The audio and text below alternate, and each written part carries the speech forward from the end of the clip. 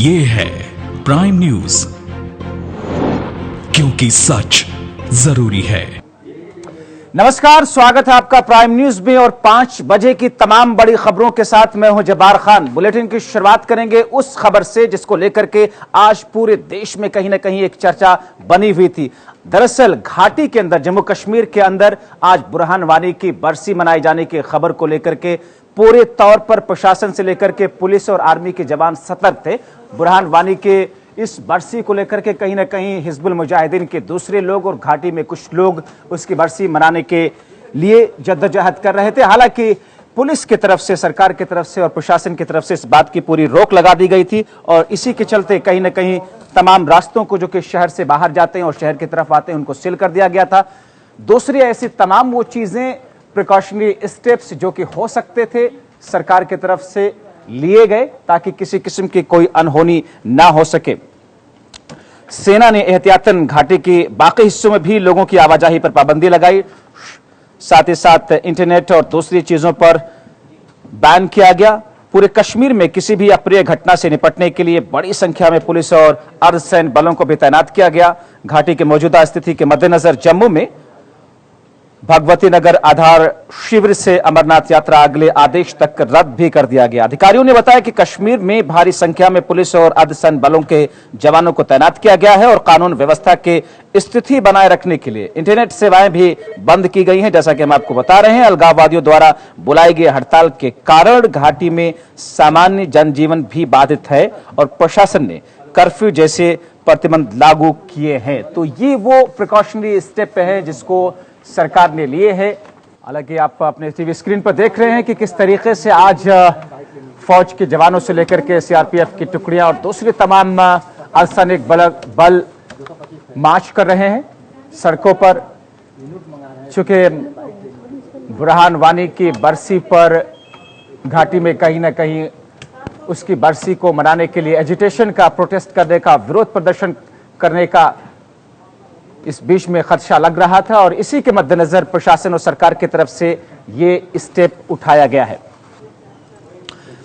और बात करेंगे लालू प्रसाद यादव के परिवार की बढ़ती हुई मुश्किलों की। दरअसल सीबीआई की रेड लालू प्रसाद यादव के 12 ठिकानों पर, उनसे जुड़े हुए लोगों के 12 ठिकानों पर पड़े, लेकिन दिल्ली के अंदर आज उनकी बेटी और सांसद मीसा भारती, उनके दामाद के घर पर 3 ठिकानों पर इन्फोर्समेंट डायरेक्टरेट के छापे पड़े। इस छापे के दौरान कई सारी चीजें बरामद होने की बातें कही जा रही हैं। हालांकि इन्फोर्समेंट डायरेक्टरेट की तरफ से अभी इस किस्म के कोई आधिकारिक बयान या ऑफिशियल स्टेटमेंट नहीं दिया गया, लेकिन सूत्रों के हवाले से ऐसी खबरें मिल रही हैं कि कुछ दस्तावेज मीसा भारती और लालू प्रसाद यादव के दामाद के घर से मिले हैं। लेकिन 3 जगहों पर आपको बताएं कि एयरपोर्ट के पास में घटोडनी और सैनिक फार्म और कुछ ऐसी दूसरी जगह हैं जहां पर ईडी के छापे पड़े हैं। लेकिन इन छापों में क्या कुछ मिला मीसा भारती से और शैलेश, उनके जो दामाद है लालू प्रसाद यादव से, उनसे पूछताछ भी इन्फोर्समेंट डायरेक्टरेट की टीम ने किया है। हालांकि हम चलेंगे अपने संवाददाता की तरफ भी, उनसे भी जानने की कोशिश करेंगे कि इस वक्त क्या कुछ हो रहा है, क्या कुछ जानकारी मिली मीसा भारती और शैलेश की तरफ से इस पूरे मामले में। लेकिन एक बार आपको अपडेट कर दें कि ये जो तस्वीरें आप देख रहे हैं, दरअसल एयरपोर्ट के पास में, अब फिर सैनिक फार्म के पास, घटोरनी जगह, कुछ ऐसी जगह हैं जहां पर मीसा भारती के ठिकानों, उनके घरों और दूसरी जगहों पर छापेमारी इन्फोर्समेंट डायरेक्टरेट की तरफ से की गई है। 3 ऐसी जगह, सैनिक फार्म्स, बिजवासन और घटोरनी, इन तीनों जगहों पर इन्फोर्समेंट डायरेक्टरेट की तरफ से छापेमारी की कार्रवाई की गई है। अब इस पूरे मामले में इन्फोर्समेंट डायरेक्टरेट क्या कुछ कहता है, ऑफिशियल स्टेटमेंट तो नहीं, लेकिन ऐसा कहा जा रहा है कि कई सारी चीजें, कई सारे दस्तावेज, कागजात, पेपर भी इस पूरे मामले में मिले हैं जो सहयोगी साबित हो सकते हैं। हालांकि इसमें यह भी कहा जा रहा है कि इन्फोर्समेंट डायरेक्टरेट ने मीसा भारती और शैलेश से पूछताछ भी की है। इस पूछताछ में क्या कुछ जानकारी मिली, क्या कुछ कहा गया मीसा भारती और शैलेश की तरफ से, क्या कुछ बताया गया, इन बातों का भी हम खुलासा करेंगे। हालांकि इन्फोर्समेंट डायरेक्टरेट की ये कार्रवाई आज पहले दिन की दिल्ली में हुई है। इससे पहले आपको बताएं कि बिहार में और कुछ दूसरी जगहों पर, करीब 12 जगहों पर सीबीआई की तरफ से छापेमारी की कार्रवाई की गई थी। हम अपने संवाददाता सैयद मुबशिर की तरफ इस वक्त चलेंगे ज्यादा जानकारी के लिए। मुबशिर, इन्फोर्समेंट डायरेक्टरेट की छापेमारी 3 जगहों पर घिटोरनी, बिजवासन और सैनिक फॉर्म में कुछ कागजात भी बरामद हुए, उनसे पूछताछ भी हुई। क्या कुछ जानकारी मिल पा रही है? तो बिल्कुल जब्बार, तकरीबन 5 घंटे से ज्यादा चली इस इन्फोर्समेंट डायरेक्टरेट की जो छापेमारी थी, उसमें अभी जो खबरें निकलकर सामने आ रही है उसमें है कि जो मीसा भारती के पति हैं उनको इन्फोर्समेंट डायरेक्टर अपने साथ लेके गया और कुछ कागजात भी बरामद किए गए। बेनामी संपत्ति को लेकर लगातार शिकंजा कसता जा रहा था, जिस तरीके से मीसा भारती, लालू प्रसाद यादव की पूरी फैमिली के ऊपर, उसको लेकर ये ईडी की एक बड़ी कह सकते हैं छापेमारी, बिल्कुल कह सकते हैं अभी की 5 घंटे से ज्यादा तकरीबन ये छापेमारी चली है। और मुबश्शिर, क्या माना जाए कि जो शेल कंपनियों से पैसे आए थे, 3 शेल कंपनियों से पैसे आए थे मीसा भारती और शैलेश की कंपनी में, उसके जरिए वो संपत्ति खरीदी गई थी, जो उसमें दूसरे लोगों की गिरफ्तारी पहले ही हो चुकी थी, चार्टर्ड अकाउंटेंट की और एक दूसरे 2 बंधुओं की। ऐसे में क्या उनके साथ बिठा करके भी कोई जांच पड़ताल की जाएगी, आमने सामने बिठा करके पूछताछ की जाएगी? कोई ऐसी जानकारी ईडी की तरफ से? बिल्कुल बिल्कुल जब्बार, क्योंकि जिस तरीके से पहले जो गिरफ्तारियां हुई हैं उसके बाद से मीसा भारती के पति को अब जब ईडी लेके गया है उसके बाद से कहीं ना कहीं आमने सामने बिठाल के भी एक पूछताछ जरूर की जाएगी उसमें। और जब तक अभी जो अधिकारियों से हमारी कुछ बात हुई थी, जो दबे लफ्जों में यही खबरें निकलकर सामने आ रही थी कि दोनों पक्षों को आमने सामने बिठाया जाएगा, उनसे पूछताछ की जाएगी। कुछ चार्टर्ड अकाउंटेंट हैं, जो कंपनियां हैं जिनके थ्रू पैसा आया शेल कंपनियों के थ्रू, उन सब चीजों से उन लोगों से भी पूछताछ की जाएगी और साफ तौर पर यह किया जाएगा जो पैसा आया उनसे और किस किस जगह पर प्रॉपर्टी ली गई, किस किस तरीके से कहां इन्वेस्टमेंट किया गया, वो सारी पूरी जानकारी इस वक्त इन्फोर्समेंट डायरेक्टरेट जुटाने में लगा हुआ है। जैसा आपने बताया मुबश्शिर कि इसमें शैलेश को पूछताछ के लिए इन्फोर्समेंट डायरेक्टरेट अपने साथ ले गई है, क्या मीसा भारती भी से भी पूछताछ हो चुकी है या अभी होनी बाकी है? देखिए, जो 5 घंटे तक लगातार छापेमारी चली उसमें कई बार पूछताछ मीसा भारती से भी हुई, उनके पति को फिर आखिर में ले के जाया गया है ईडी द्वारा। लेकिन अभी सबसे बड़ी बात यह है कि अभी हो सकता है कि आगे मीसा भारती को भी ईडी बुलाए अपने पास और वो पूछताछ के लिए जिस तरीके से और जो लोग पहले से गिरफ्तार हो चुके हैं, जिन लोगों से पहले पूछताछ की हो, आमना सामना एक बार करवाना जरूरी हो जाता है। क्योंकि जिस तरीके से आरोप ये लगे थे कि शेल कंपनियां जो है जिन्होंने पैसा दिया था, जिन शेल कंपनी के थ्रू प्रॉपर्टी ली गई, जिन शेल कंपनी के थ्रू पैसा आया, उन सब चीजों को कहीं ना कहीं वो कड़ियां जोड़ने में अभी फिलहाल ईडी लगा हुआ है। जी चलिए, बहुत शुक्रिया सैयद मुबश्शिर, इन तमाम जानकारी के लिए निगाह बना करके आप रखें कि इस पूरे मामले में क्या कुछ निकलता है जब शैलेश जो कि मीसा भारती के हस्बैंड हैं, और क्या इस पूरे मामले में मीसा भारती से भी पूछताछ होती है। आखिर लालू प्रसाद यादव के परिवार की मुश्किलें हैं कि दिन ब दिन बढ़ रही हैं, कम होंगी नहीं होंगी, आगे तस्वीर साफ होगी, तब तक के लिए इंतजार करना होगा। तो ये मीसा भारती की तस्वीरें आप देख रहे हैं और ये उस वक्त की तस्वीरें हैं जिस वक्त इन्फोर्समेंट डायरेक्टरेट की टीम वहां पर पहुंची थी। लालू प्रसाद यादव दरअसल कल वो कोर्ट पहुंचे हुए थे अपने चारा घोटाले मामले में पेशी के दौरान, और हालांकि उसके बाद से बहुत सारे बयान लालू प्रसाद यादव उनके करीबियों की तरफ से आए। उन्होंने कहा कि ये अमित शाह की तरफ से छापेमारी की कार्रवाई की जा रही है, दरअसल बीजेपी और आरएसएस के मंशा पर ही ये बदले की भावना से यह कार्रवाई की जा रही है।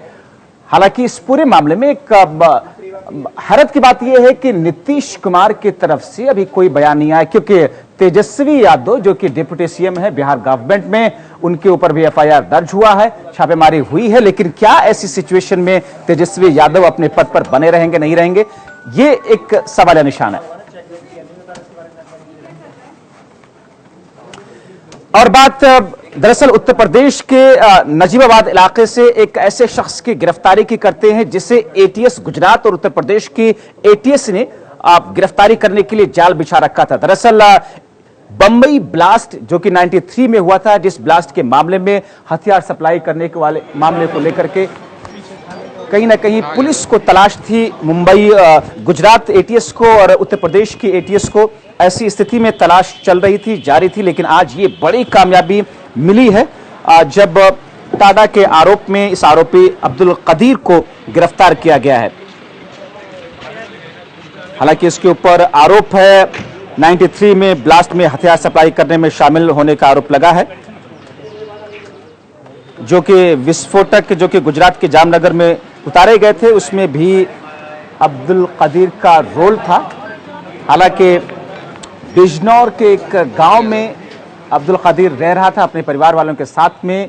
सवाल यह भी है कि क्या उस गांव के लोगों को इस बात की जानकारी नहीं थी कि यह आरोपी है टाडा केस में? क्या वहां के आसपास के लोगों को जरा भी भनक नहीं थी कि ये मुंबई ब्लास्ट में एक आरोपी की तरह से ये शख्स है? और अगर थी जानकारी इस बात की तो फिर पुलिस प्रशासन को सूचना क्यों नहीं दी गई? लेकिन इस पूरे मामले में यूपी और गुजरात के एटीएस ने मिलकर के इस कार्रवाई को अंजाम दिया है और कहा यह जा रहा है कि इंट्रोगेशन के लिए अब एटीएस गुजरात अपने साथ इस शख्स को लेकर के गई है।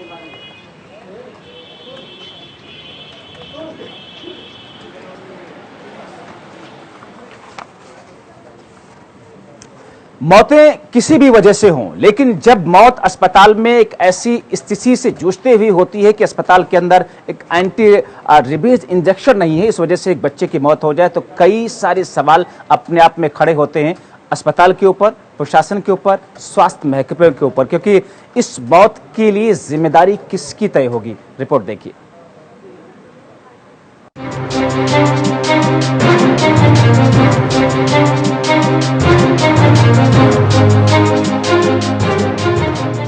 सरकारी स्वास्थ्य केंद्रों पर समय पर दवाओं की उपलब्धता का सरकार का दावा महज हवा ही दिख रहा है।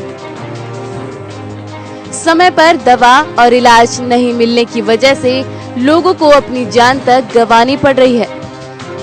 ऐसा ही एक मामला कानपुर देहात के सरकारी स्वास्थ्य केंद्रों और जिला अस्पताल से सामने आया है, जहां आने वाले मरीजों को न तो समय पर इलाज मिल रहा है और न ही दवाएं। मरीजों को एक सरकारी अस्पताल से दूसरे सरकारी अस्पताल तक दौड़ाया जा रहा है। दरअसल शिवाली कोतवाली इलाके के बलुआपुर गांव में बीते 2 सप्ताह पूर्व एक पागल कुत्ते ने सौम्या नामक मासूम सहित 3 लोगों को काट लिया था, जिसके बाद उनके परिजन एंटी रेबीज इंजेक्शन लगवाने के लिए पहले तो सामुदायिक स्वास्थ्य केंद्र पहुंचे, जहां डॉक्टरों ने इंजेक्शन न होने के चलते 40 किलोमीटर दूर स्थित जिला अस्पताल भेज दिया। जिसके बाद सौम्या के परिजन उसको लेकर जिला अस्पताल पहुंचे, जहां देर शाम होने की वजह से उन्हें डॉक्टर नहीं मिल सके। अगली सुबह जब एंटी रेबीज इंजेक्शन वार्ड खुला तो वहां भी इंजेक्शन खत्म होने की बात कही गई, जिसके बाद परिजन सौम्या को लेकर हैलेट अस्पताल पहुंचे। वहां भी उन्हें निराशा ही हाथ लगी।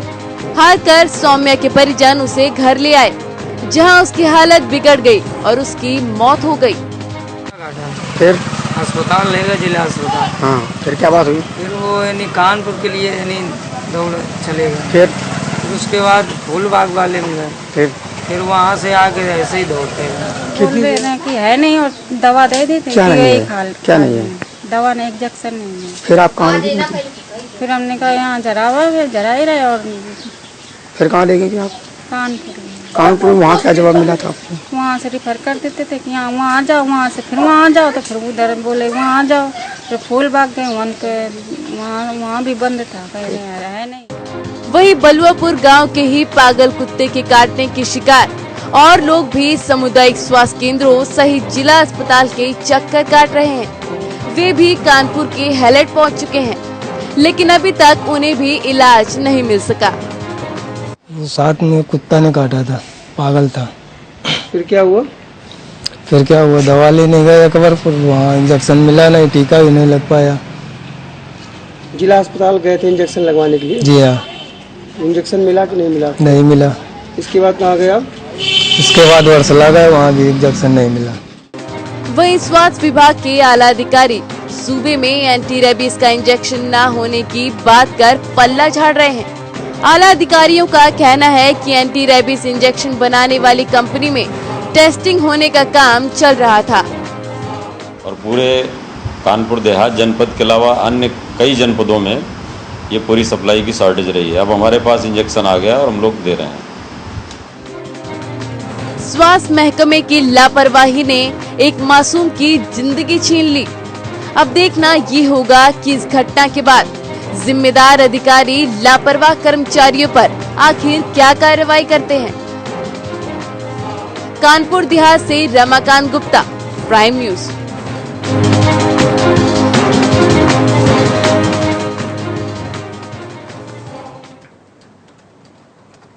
और इस वक्त एक अहम खबर आ रही है बुलंदशहर से। दरअसल NH-91 पर हुए दोहरे हत्याकांड में पुलिस ने खुलासा कर दिया। इस पूरे मामले में पुलिस ने 11 लोगों की अरेस्टिंग की है। इस डबल मर्डर में एक महिला समेत 8 आरोपियों से 8 देसी पिस्टल, 1 दर्जन जिंदा कारतूस और 10 मोबाइल फोन बरामद किया है पुलिस ने। ये बड़ी खबर बुलंदशहर से इस वक्त आ रही है, जहां पर NH 91 पर दोहरा हत्याकांड हुआ था और इस दोहरे हत्याकांड में पुलिस इस पूरे मामले में इन्वेस्टिगेशन कर रही थी। हम वरुण शर्मा की तरफ चलेंगे, अपने संवाददाता जो कि फोन लाइन के जरिए हमारे साथ इस वक्त जुड़ चुके हैं। वरुण, दोहरे हत्याकांड का खुलासा, 11 लोगों की गिरफ्तारी।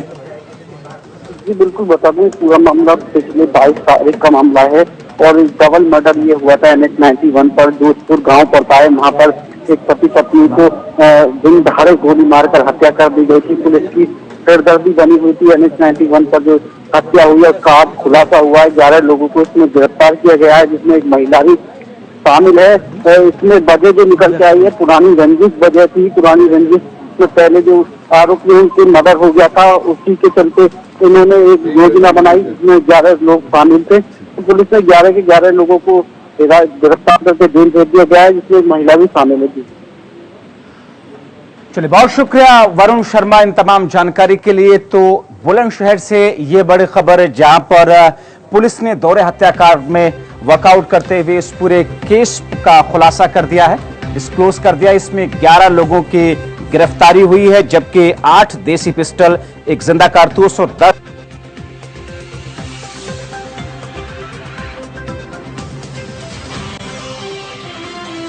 काफी क्रिकरी हो रही थी इस पूरे मामले में और आज पुलिस को यह बड़ी सफलता हाथ लगी। पुलिस ने 11 आरोपियों को गिरफ्तार कर लिया इस पूरे मामले में और इसी के साथ इस दोहरा हत्याकांड का खुलासा भी पुलिस ने कर दिया।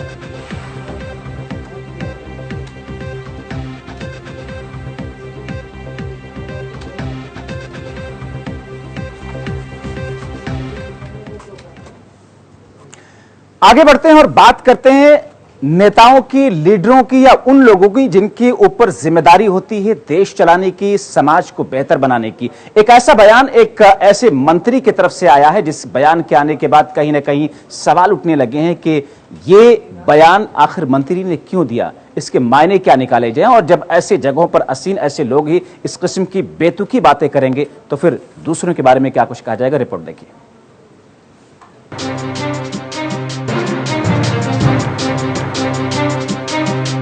कुछ चीजों का निर्णय समय और समस्या देखकर किया जाता है। समस्या आने दीजिए, फिर उसका क्या समाधान है इसको बैठ के बात करके फिर आप।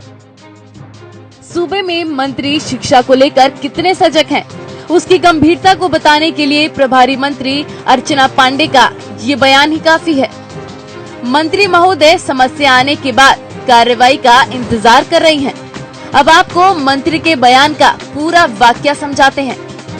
दरअसल ये पूरा माजरा सोनभद्र जिले के चुनहिया टोला प्राइमरी विद्यालय का है, जिसे खदानों के आसपास बनाया गया है। खदानों में पत्थर तोड़ने के लिए अक्सर ब्लास्ट किया जाता रहता है, जिसकी तेज आवाज से स्कूल की दीवारें दहल उठती हैं। कई बार तो विद्यालय में भूकंप जैसे हालात बन जाते हैं, जिससे हादसों का डर बना रहता है। जब ब्लास्टिंग होता है तो पत्थर आने का डर रहता है, इसलिए हम लोग अंदर हो जाते हैं। विद्यालय के खतरनाक हालात को लेकर स्कूल के शिक्षिकाओं का कहना है कि ब्लास्टिंग की वजह से छात्रों को मिड डे मील खाने सहित खेलने के लिए भी बाहर नहीं जाने दिया जाता। शिक्षिकाओं के मुताबिक खनन और ब्लास्टिंग की वजह से छात्रों को जान जोखिम में डालकर पढ़ाई करनी पड़ रही है। खिड़कियां सब हिल जाती हैं ब्लास्टिंग से। भवन को तो हमेशा हमको हर साल इसको मरम्मत करवाना पड़ता है। कहीं न कहीं कुछ न कुछ दरारें पड़ जाती हैं और प्लस जो खदान में गड्ढे हो गए हैं, बरसात के दिनों में पानी भर जाता है और हम लोग के स्कूल में बाउंड्री वाल नहीं है, जिसकी वजह से हमेशा डर बना रहता है कि बच्चे पानी में गिर न जाएं। सर, जब ब्लास्टिंग होती है तो खूब जोर से आवाज़ आती है और साथ ही साथ थोड़ा सा कंपन भी होता है, जिससे बिल्डिंग को भी क्षति पहुंच रही है, थोड़ी बहुत क्षति होती रहती है और साथ ही साथ बच्चों पे पत्थर गिरने का डर बना रहता है। मामले को लेकर जब BSA से बात की गई तो उन्होंने विद्यालय के हालात का निरीक्षण कर उचित कदम उठाने की बात कही है। अगर वहाँ के आर्थिक, सामाजिक और प्राकृतिक परिवेश में कोई विद्यालय की समस्या आती है तो इसका मैं चूंकि नवागत हूँ यहाँ अध्ययन करूँगा, व्यापक सर्वे करूंगा। विद्यालय के परिवेश की गंभीरता को लेकर सभी चिंतित हैं। ऐसे में प्रभारी मंत्री अर्चना पांडे का बेतुका बयान उनकी संवेदनहीनता को दिखाता है। अब देखना होगा कि प्रशासन विद्यालय का सुरक्षित माहौल बनाने के लिए क्या कुछ कदम उठा पाते हैं। सोनभद्र से मनोज कुमार, प्राइम न्यूज। और अब बात करते हैं बीमार समाज की या फिर बीमार मानसिकता वाले लोगों की। दरअसल बांदा में एक ऐसी घटना हुई कि एक बच्ची अपने घर के बाहर खेल रही थी। इसी बीच में एक शख्स आता है, उसे बहला फुसला करके ले जाता है और उसके साथ उसने जो हरकत की उसे सुनकर आपको न सिर्फ गुस्सा आएगा, आपका खून खौलेगा। रिपोर्ट देखिए।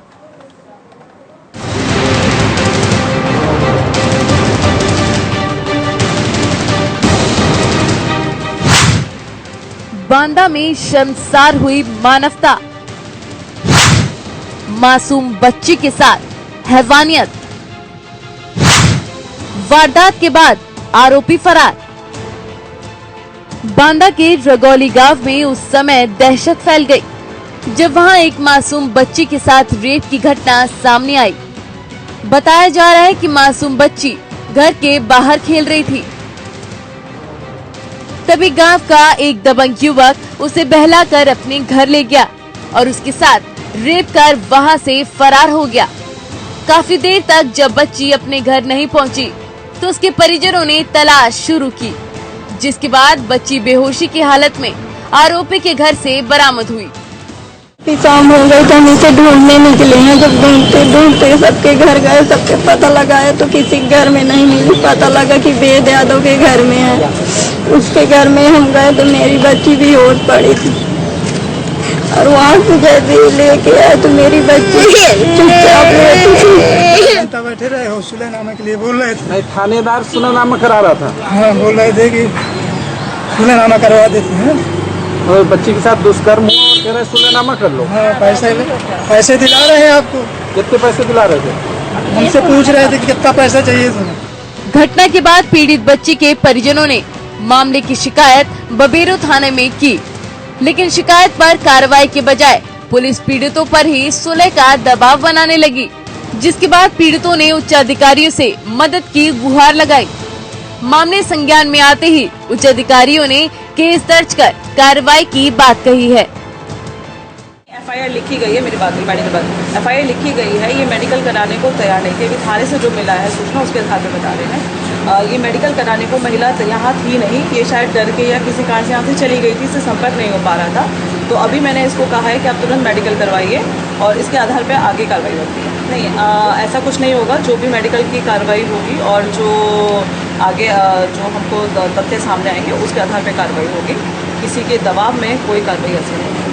ठीक है, पीड़ित पक्ष को जो न्याय होगा वो बिल्कुल दिया जाएगा। घटना को लेकर स्थानीय थाने पर पीड़ितों से जिस तरह से बर्ताव किया गया, उसकी वजह से ही देश में दरिंदों की फौज जमा होती जा रही है। अब देखना होगा कि पुलिस मासूम बच्ची के साथ हैवानियत के आरोपियों को कब तक सलाखों के पीछे पहुंचा पाता है। बांदा से अरविंद, प्राइम न्यूज। कानून भले ही सख्ती बरतते हुए इस शख्स को सलाखों के पीछे पहुंचा दे, सख्त से सख्त उसके लिए सजाएं दे, लेकिन सवाल यह है कि इस किस्म की मानसिकता समाज से, लोगों के जहन से ये सोच खत्म कब होगी? अपने आप में ये एक बड़ा सवाल है। इसी के साथ न्यूज रूम लाइव से अभी के लिए बस इतना ही, लेकिन देश, प्रदेश और दुनिया की बाकी तमाम खबरों के लिए आप बने रहिए प्राइम न्यूज के साथ, क्योंकि सब जरूरी